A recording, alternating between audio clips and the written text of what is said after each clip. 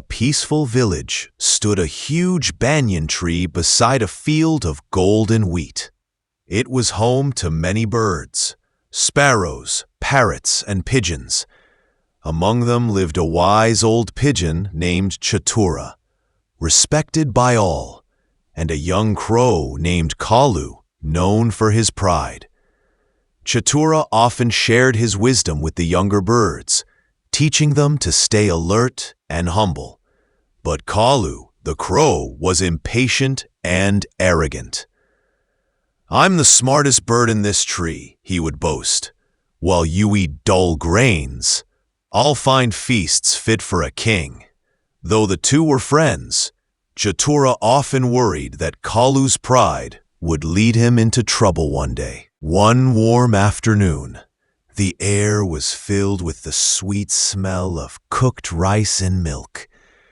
Kalu followed the scent to a nearby house where a pot of curd and rice cooled by the window. "What a delicious smell," he said, licking his beak. He quickly flew back to tell Chatura, "Friend, come with me. There's a feast waiting for us." But Chatura shook his head gently. "That is a human home, Kalu. Such temptations are dangerous. Traps, nets, and humans' tricks. Stay away from them." Kalu laughed loudly. "You're too cautious, old pigeon. Watch and learn how clever crows live." And before Chatura could stop him, he flapped his wings toward the house. Inside the kitchen, the clever cook had already noticed a crow stealing food before. This time, he had laid a sticky trap near the pot. As Kalu landed, he dipped his beak into the creamy curd, but suddenly his claws stuck fast. "Oh no!" he squawked, struggling wildly. His wings flapped, curd splashed, and feathers flew, but the more he struggled, the more trapped he became. "I should have listened to Chatura," he groaned, fear filling his eyes. Hearing the noise, the cook rushed in. "Ah, you little thief," he shouted, grabbing the crow. He tied Kalu by the leg near the door as punishment. The proud crow, now helpless, cried for mercy. From afar, Chatura had been watching everything.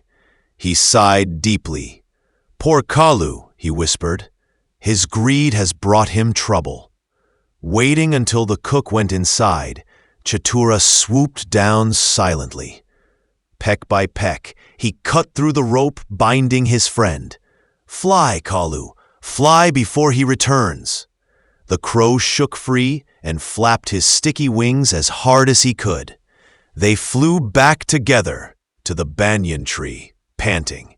"You saved me," Kalu said, ashamed. "After all my boasting, I don't deserve your help." Chatura smiled kindly. "Wisdom doesn't abandon even the foolish, my friend. But remember this day well." From that day onward, Kalu changed. He no longer chased greed or mocked wisdom.